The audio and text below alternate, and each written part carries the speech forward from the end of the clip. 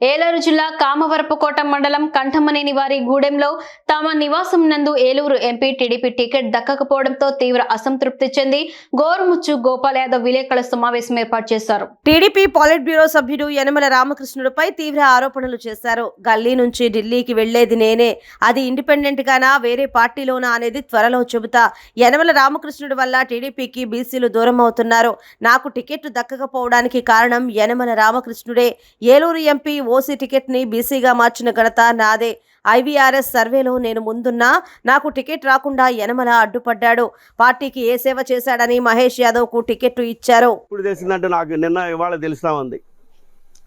నాకు రాజకీయంలో టికెట్లు రావటం రాకపోవటం అనేది సర్వసాధారణం. నా బాధ అంతా ఏంటంటే ఒక బీసీ బిడ్డగా, ఒక యాదవుడిగా నేను ఒక దిగువ మధ్య తరగతిలో పుట్టి కష్ట నష్టాలు వచ్చి కాయ కష్టం చేసి ప్రభుత్వ స్కూల్లోనే ప్రభుత్వ కాలేజీలోనే చదువుకుని ఈ రోజున ఒక కాస్ట్లీయెస్ట్ దేశమైనటువంటి సింగపూర్లో 20 సంవత్సరాలుగా ఉంటూ సింగపూర్ పర్మనెంట్ రెసిడెంట్ కూడా ఉంటూ ఎంతో వేల మందికి ఉద్యోగాలకు ఇస్తూ నేను ఈరోజు ఈ స్థాయిలో ఉంటే నేను బీసీ అయినటువంటి యాదవ్నే కదా. అందుకే కదా కనీసం నన్ను ఫోన్లో గోపాల్ నీకు నేను టికెట్ డెవలప్ అవుతున్నాం, వేరే సమీకరణలు ఉన్నాయి, నీకు ఏదో న్యాయం చేస్తామని ఒక్క మాట చెప్పొచ్చు కదా. నేను ఇచ్చిన క్యాండిడేట్ నా భుజాల మీద నా పళ్ళకి వేసుకున్నట్టుగా నేను మోసి ఇది తిరిగి ఇంటింటికి తిరిగి నేను గెలిపించి ఇచ్చేవాడిని కదా. నాకు ఆ మాత్రం అర్హత లేదా? నా బాధ అంతా అంతే. సంవత్సర కాలం పాటు నా భార్య హాస్పిటల్ పాలైపోయి సాగు బతుకుల్లో ఉన్నా కానీ నేను వెళ్ళకపోయాను.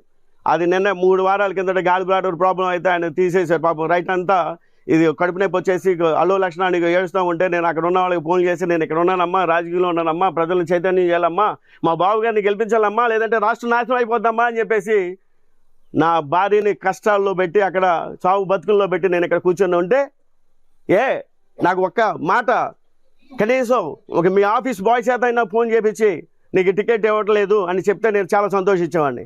యనమల రామకృష్ణ గారు, మీకు నేను ఎన్నిసార్లు కలవలేదు, ఎన్ని మీటింగ్లో కలలేదు, ఎన్నిసార్లు దండం పెట్టలేదు, మీరు నాకు దూరపు చుట్టమే కదా. నా కుటుంబంలోనే ఇవ్వాలి గోపాల్. నా చిన్నల్లుడు దుబాయ్లో ఎక్కడో సివిల్ వర్కులు చేసుకుంటున్నాడు. ఇక్కడ పోలవరం ప్రాజెక్ట్ వస్తుంది. ఆ ప్రాజెక్ట్ వస్తే 1000 కోట్లు వస్తాయి. ఆ 1000 కోట్లన్నీ మేము సివిల్ కాంట్రాక్టర్లుగా ఉండి మేము చేసుకోవటం. అంతేగాని మాకు ఏలూరు మీద ప్రేమ కాదు, నాకు ఆ ప్రాజెక్టు మీద ప్రేమ. పోలవరం అది రాజకీయ నాయకులకు వరం, అది వ్యాపారస్తులకి వరం, అది పూర్తయితే ప్రజలకు వరం అనే భావంతో కదా మీరు ఈ రోజున ఎక్కడో కడప జిల్లాలో పుట్టినటువంటి ఆయన మీ అల్లుడిని తీసుకొచ్చి ఇక్కడ పెట్టారు. ఆయనే అంత బాగా పెర్ఫార్మర్ అయితే ఏదో యూట్యూబ్లో రీల్స్లో చూస్తాం పోటుగాడు అని చెప్పేసి. కడప జిల్లాలోనే ఇచ్చుకోవచ్చుగా, అక్కడ ఎంపీలు లేవా? లేదంటే మీ అత్తగారు అయినటువంటి గుంటూరు జిల్లా అక్కడ ఇచ్చుకోవచ్చుగా, అక్కడ గెలిపించుకోవచ్చుగా. లేదంటే తూర్పుగోదావరి జిల్లాలో తీసుకెళ్ళి అక్కడ పెట్టుకోవచ్చుగా. ఏలూరు జిల్లాలో అసలు ఓసీ సీటుని బీసీగా మార్చినటువంటి గోపాల్ యాదవ్కు మీకు ఎందుకు అన్యాయం చేయాలనిపించింది? దీని యొక్క ముఖ్య కారణం ఏంటి? అసలు తెలుగుదేశం పార్టీ యనమల కుటుంబానికి ఎందుకు ఇంత ప్రాధాన్యత ఇవ్వాలి? బీసీలు సర్వనాశనం అయిపోతున్నారు. ఓకే, గోపాల్ యాదవ్ పనికిరాడు. అశోక్ గౌడ్ గారు ఉన్నారు, ఆయన ప్రజారాజ్యం పెట్టి 25,000 ఓట్లు సంపాదించాడు. ఆయన పిలిచేవచ్చు కదా. ముద్రపోయిన గారు ఉన్నారు. ఓకే, న్యూజివీడ్లో ఆయనకి ఏదో మీ రిపోర్ట్ల ప్రకారం ఆయన మీకు గెలవరు అన్నవాళ్ళు, మరి ఏమొచ్చిందో నాకు తెలియదు. మరి ఆయన తీసుకొచ్చి పార్లమెంటేరియన్గా వేయించవచ్చు కదా బీసీలోనే వాళ్ళంటే. ఆయనకి ఈ రోజున ఎందుకు అన్యాయం చేశారు? ఎక్కడో ఉన్న వేరే పార్టీలో ఉన్నటువంటి వాళ్ళని తీసుకొచ్చి ఇవాళ న్యూజివీడ్లో టికెట్ ఇవ్వాల్సిన అవసరం ఏంటి? అంటే ఈయనకంటే ఆయన బాగా బలిసిన వాళ్ళన్నా? ఇవాళ ఆర్థికంగా నాకంటే మీ అల్లుళ్ళు బాగా బలిసిన వాళ్ళైనా? అంటే బాగా బలిసిన వాళ్ళకి తప్ప తెలుగుదేశం పార్టీలో స్థానం లేదా? ఇవ్వకూడదా? అంటే బీసీలు అంటే మరి ఒక్కసారి చెప్తానన్నా, యనమల ఫ్యామిలీ తప్ప ఎవడో కాదా?